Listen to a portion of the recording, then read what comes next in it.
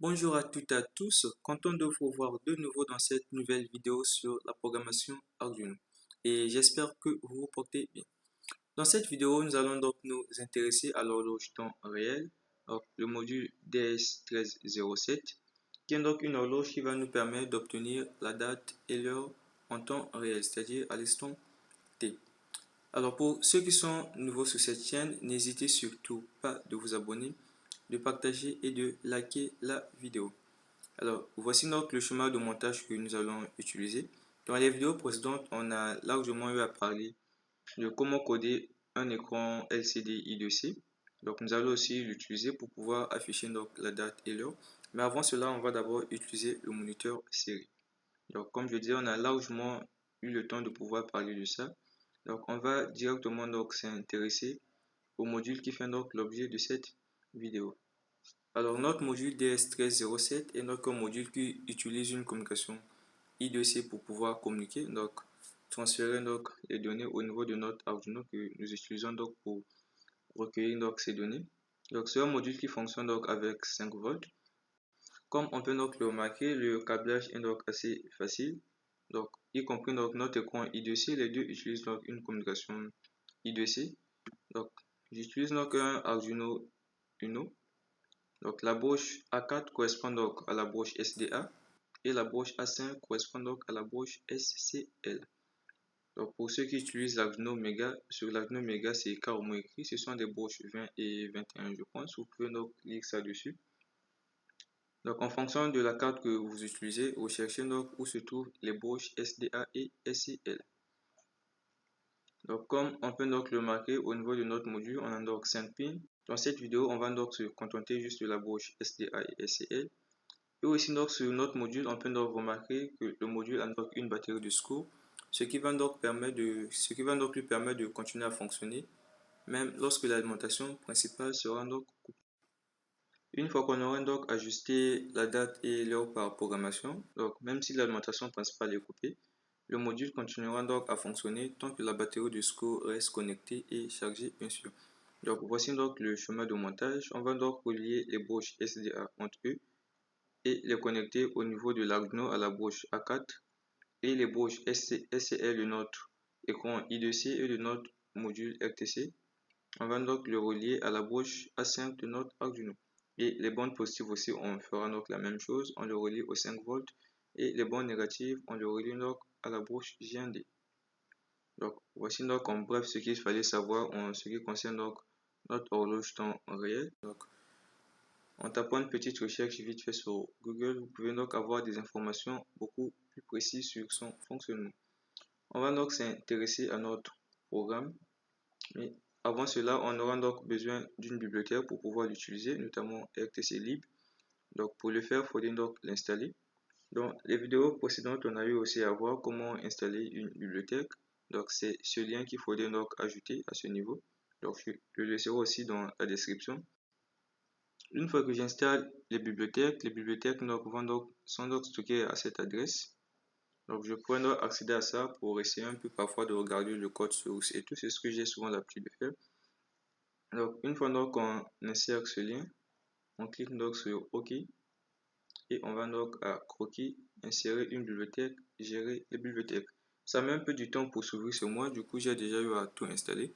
Donc vous cliquez sur gérer les bibliothèques et donc vous recherchez donc la bibliothèque RTC Lib.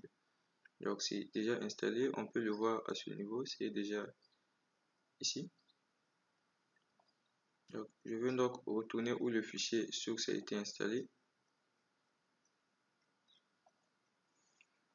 Donc voici donc le contenu de la bibliothèque. Donc la bibliothèque comme ça aussi vient avec une dépendance. Donc lorsque vous installez tout ce qui va donc avec.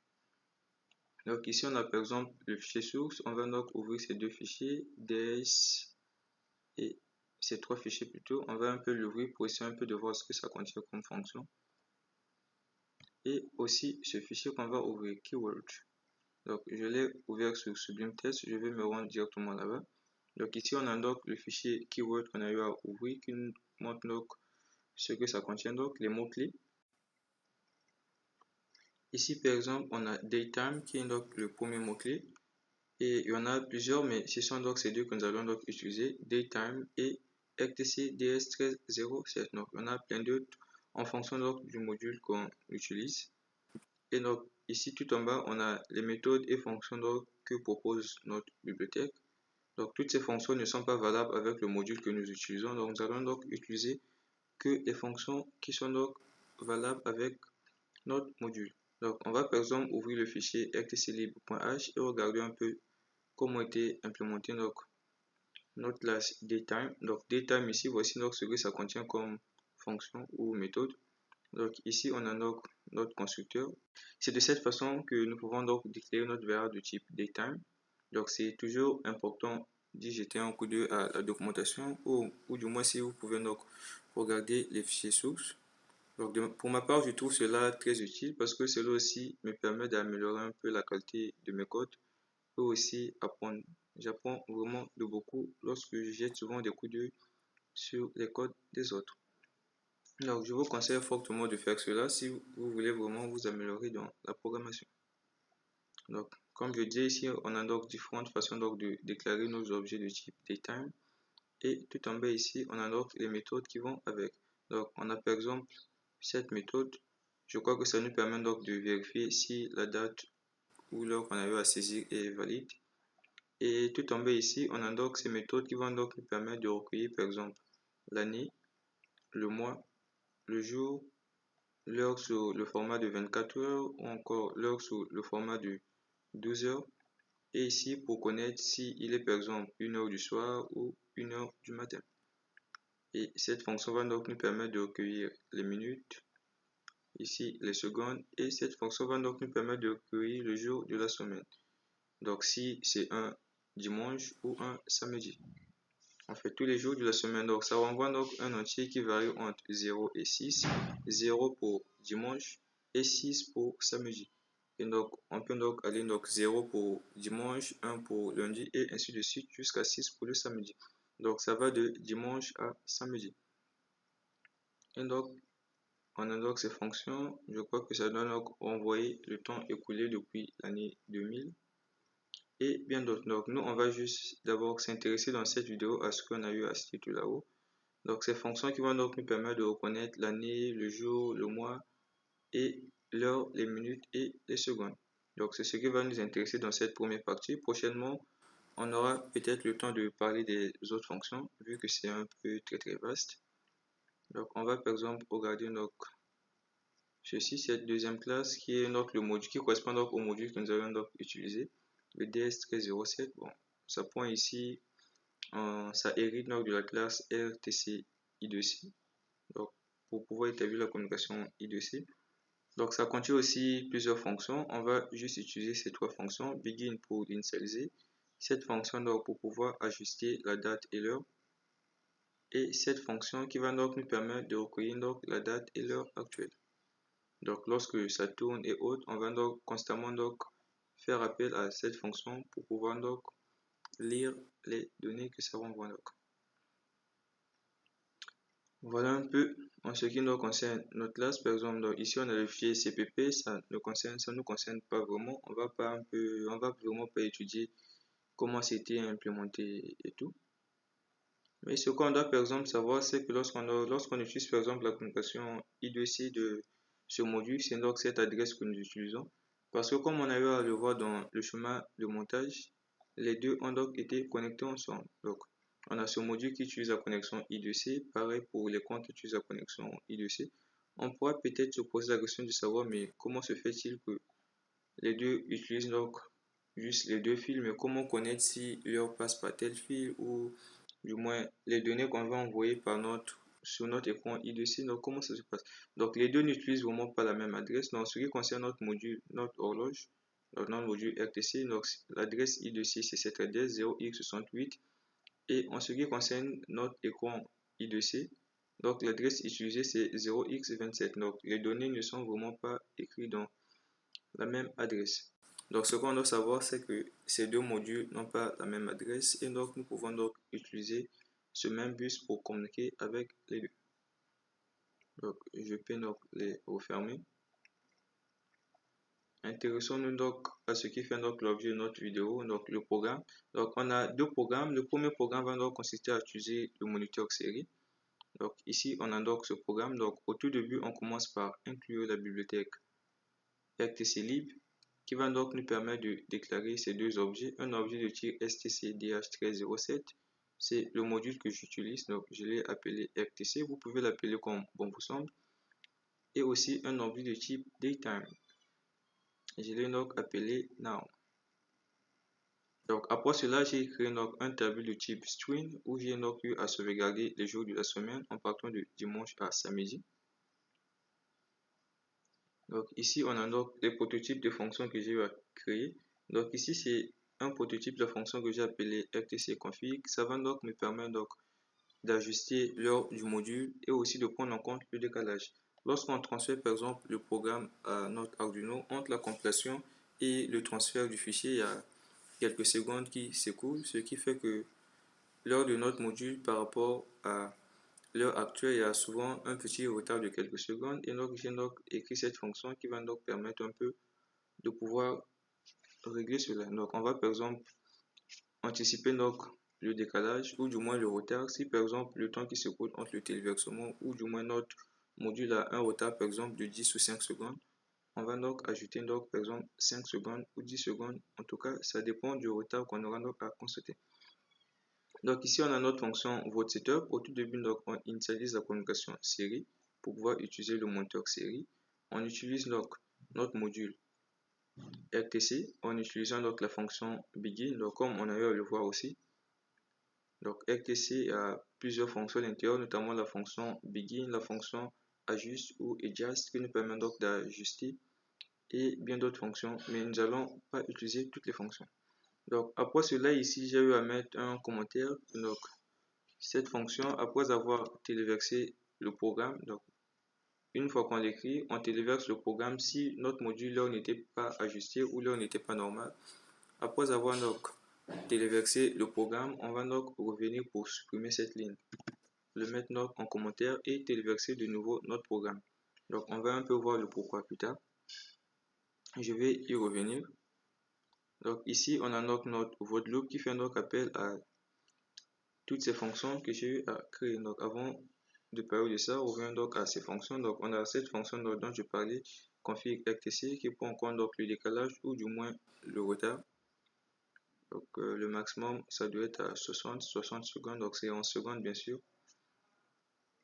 Donc ce que je fais ici, c'est que je commence d'abord par ajuster l'heure de notre module. C'est le moyen le plus facile que j'ai trouvé pour le faire, vu que je ne savais pas exactement comment ajouter le nombre de secondes et tout. Donc j'ai préféré donc passer par ceci. Si vous pouvez faire beaucoup plus simple, ça sera aussi beaucoup plus mieux, mais moi j'ai préféré donc utiliser cette solution, ce qui m'apparaît donc plus logique. Donc je commence d'abord par ajuster l'heure. Une fois que j'ajuste l'heure, ensuite je vais donc lire l'heure de mon module et donc stocker les données dans ces variables. Une fois stocké dans ces variables, ensuite on va donc faire quelques opérations qui vont donc nous permettre d'ajouter le décalage ou du moins prendre en compte le retard. Si par exemple le retard est de 15 secondes, on va par exemple dire à l'heure actuelle qu'on a eu à lire, si par exemple il est 15h 7 minutes et 3 secondes, on va donc dire à 15h 7 minutes et 3 secondes, on va donc ajouter 10 secondes par exemple. Et donc on va faire donc des calculs ici de telle sorte que le nombre de secondes ne puisse pas dépasser 60, le nombre de minutes ne puisse pas dépasser aussi 60 et le nombre d'heures ne puisse pas dépasser 24 avant d'ajuster de nouveau notre module RTC. Donc voilà un peu ce qui fait donc cette fonction et je l'utilise donc dans je viens donc faire appel à cela donc dans la fonction vote_setup. Donc c'est ce que je suis en train de dire. Donc l'heure on le configure juste une seule fois. Une fois qu'on aura configuré notre l'heure, le module RTC continue toujours à fonctionner tant que sa batterie de secours y est toujours. Donc si par exemple on laisse ça toujours comme ceci, à chaque fois qu'on va donc exécuter le programme, l'heure sera toujours configurée à l'heure qu'on a eu à compiler notre programme. Donc si par exemple notre programme était par exemple compilé à 15h08, donc même le lendemain, lorsqu'on aura encore à alimenter notre module, ou du moins donc lancer le programme va donc ajuster de nouveau l'heure à la date précédente, donc à la date qu'on avait donc accompli notre programme, sans pourtant prendre en compte l'heure actuelle. Donc voilà pourquoi une fois qu'on va donc téléverser, on va supprimer cette ligne après. Donc pour l'instant, on le laisse. Et donc après cela, donc, on a donc cette fonction date qui va donc nous permettre d'afficher la date. Donc on fait toujours la même chose, on commence toujours par lire les informations donc, provenant de notre module pour pouvoir mettre à jour à tout moment les minutes, les secondes et l'heure. Donc à ce niveau, on va donc afficher le jour de la semaine. Et donc pour cela, on fait donc appel à notre tableau. Donc notre tableau que j'ai eu appelé jour, c'est au tout début que j'ai eu à déclarer. Le tableau de type string, c'est à ce niveau. Ce tableau, j'ai eu à l'appeler jour. Donc c'est de taille 7. Donc la dernière valeur ou l'indice maximal, donc c'est donc 6, ce qui correspond donc à la valeur que renvoie donc cette fonction. Donc days of week, on a eu à le voir, donc days of week nous renvoie donc une valeur, un entier compris entre 0 et 6 qui correspond donc au jour de la semaine. Donc ici, now.days of week va donc renvoyer un entier qui soit donc compris entre 0 et 6. Si c'est 0, on va donc afficher dimanche. Si c'est 1, on affiche lundi. Et si c'est 6, samedi. Et donc, ainsi de suite. Voilà donc comment ça marche. Donc, une fois c'est fait, ici c'est juste un tout petit espace que j'ai eu à créer. Donc, après cela, on va donc faire appel à la méthode day. Donc, now.day, on va donc lire le jour. On lit donc le jour ou du moins la date. On va donc séparer. Après cela, on affiche le mois. On affiche donc une barre pour séparer. On affiche l'année. Et à ce niveau, c'est juste un saut de ligne. Donc voilà donc ce que donc fait notre fonction date. Ça affiche simplement la date du jour. Et ici à time F24, nous affiche donc l'heure sous un format de 24 heures. Donc ici aussi on peut donc constater qu'on fait la même chose. On commence toujours par lire donc les informations provenant donc de notre horloge. Donc après avoir lu les informations, on va donc les afficher. On affiche donc l'heure en faisant donc appel à la méthode hour qui permet donc d'afficher l'heure sous un format de 24 heures. On affiche donc les minutes et les secondes. Donc ici ce sont juste les séparations que je vais mettre pour séparer l'heure, les minutes et les secondes. Donc après cela, il y a aussi un saut de ligne. C'est la même chose que j'ai donc eu à faire à ce niveau. Donc ici, on va plutôt lire l'heure sous un format de 24 heures. Et donc comme on a eu à le voir, donc pour afficher l'heure sous un format de 24 heures, on fait donc appel à cette méthode 12 hours, donc heure sous format de 24 heures. On affiche donc l'heure, les minutes et les secondes. Et il y a aussi une fonction ou méthode qui est là qu'on appelle isPM qui permet donc de vérifier si c'est par exemple 12 heures du soir ou 2 heures du matin. Donc on va donc vérifier si ça renvoie donc un entier de type bool, soit 0 ou 1. Lorsque ça affiche 0, c'est que c'est IM. Et lorsque ça affiche donc 1, lorsque ça renvoie 1 plutôt, c'est que c'est PM, donc le soir. Donc voilà un peu comment ça fonctionne. Donc, après cela, on fera donc appel à toutes ces fonctions de notre fonction loop et en mettant donc un décalage d'une seconde. Donc chaque une seconde, on va donc afficher donc les informations au niveau de l'écran. Et à ce niveau, c'est juste un saut de ligne. Donc j'utilise un éditeur externe. On va donc retourner au niveau de notre IDE Arduino où j'ai donc pu ouvrir ces fichiers. Donc après avoir sélectionné la carte qu'on utilise, on va donc téléverser notre programme. Alors on vient donc de téléverser notre programme. Je ne vais pas l'ouvrir directement. Je vais donc supprimer cette ligne donc à ce niveau pour éviter qu'à chaque fois que je viens donc lancer mon programme, que l'heure puisse se configurer à tout moment alors que le programme a été compilé. Donc je supprime cette ligne. Donc vous pouvez donc remarquer ici que je n'avais rien mis en compte. C'est parce que décalage, j'avais insérer ça déjà à 10. Donc c'est à ce niveau. J'avais insérer ça à 10. Donc j'ai supposé que le décalage entre la compilation et le transfert prend au moins 10 secondes. Donc je préfère régler mon horloge à quelques secondes d'avance que plutôt de le garder en retard. Donc vous venez donc à ce niveau, vous mettez juste ceci en commentaire, vous enregistrez et vous téléversez de nouveau le programme.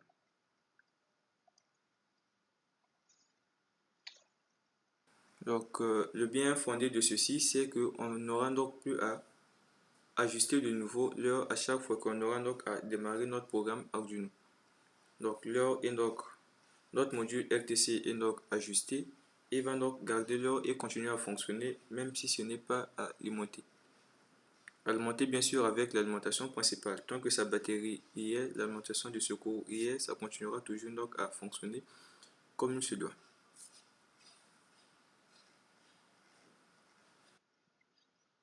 Alors voilà, on a donc téléversé pour la deuxième fois notre programme en supprimant donc cette ligne de code. Ceci, j'ai eu à le mettre en commentaire, donc lors de la compilation, ce n'est pas pris en compte. On va donc ouvrir notre moniteur série et donc voir ce que ça fait. Donc ça nous affiche bien la date, on est jeudi 28 4e mois 2010. Je débranche par exemple ma carte Arduino pour que ça ne puisse pas continuer à tourner. Donc voilà un peu, on est jeudi 28 plutôt 4e mois 2022. Donc ici on a l'heure sous le format de 24 heures, 15h, 14 et 30 secondes. On peut donc aussi remarquer par rapport à l'heure du système à ce niveau-là, il y a un petit retard. Donc le module est un tout petit peu en retard. Je peux donc ajuster de nouveau l'heure pour rattraper un peu les 2 secondes ou du moins avoir donc les 3 secondes de retard qu'il y a.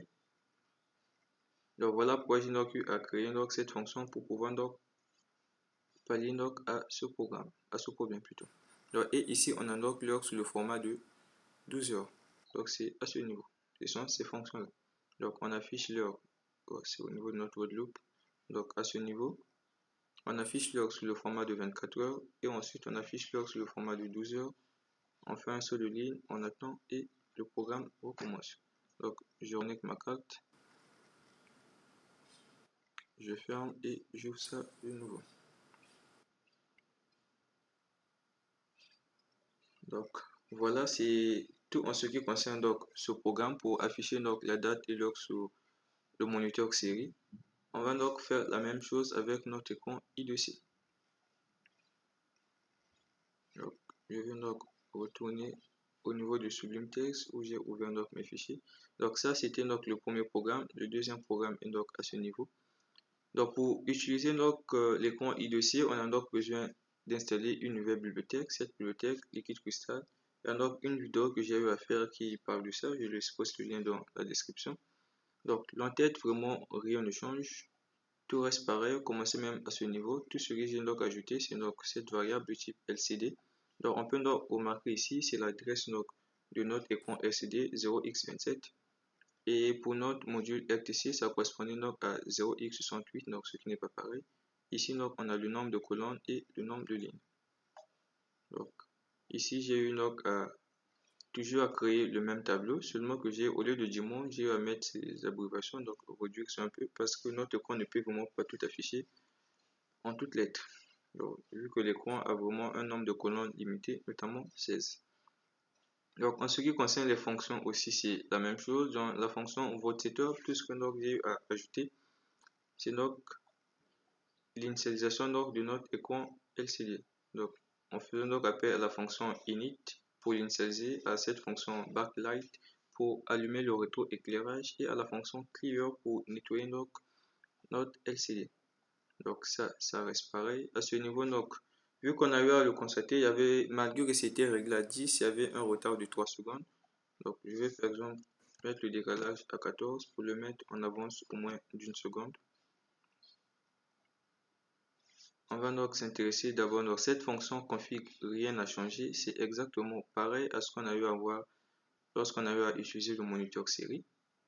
Donc c'est exactement pareil, rien n'a changé à ce niveau. On va donc par exemple voir à datetime. Au lieu donc de faire un serial print, c'est donc LCD print qu'on aura donc à faire. Donc LCD à donc notre bibliothèque LCD plutôt. Au lieu de faire donc un serial print, on fera donc un LCD.print. Donc notre bibliothèque Liquid Crystal I2C a donc une fonction appelée print qui permet donc d'afficher une chaîne de caractères au niveau donc de notre afficheur.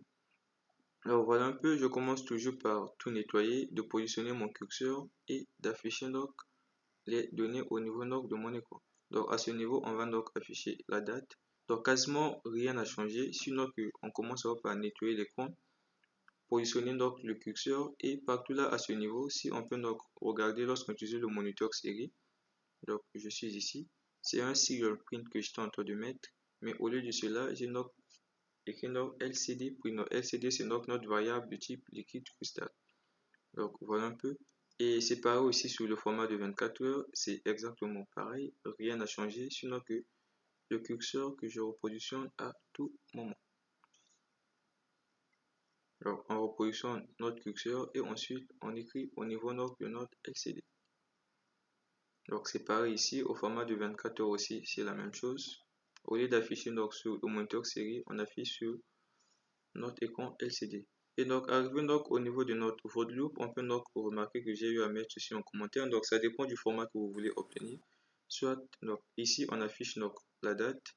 Et si on veut donc afficher l'heure sur le format de 24 heures, on va donc utiliser cette fonction et mettre ceci en commentaire. Ou si on veut utiliser le format de 12 heures, on met ceci en commentaire et on laisse ce format de 12 heures. Donc, on va d'abord laisser ce format de 12 heures. Et cette fonction, vous pouvez donc voir que je vais l'utiliser de nouveau pour pouvoir configurer de nouveau l'heure parce qu'il y a un petit décalage. Donc, on va configurer l'heure et une fois configuré, on va donc supprimer cela. On retourne donc au niveau de notre IDE Arduino. Donc, c'est à ce niveau, c'est ce programme-ci. On va donc le téléverser.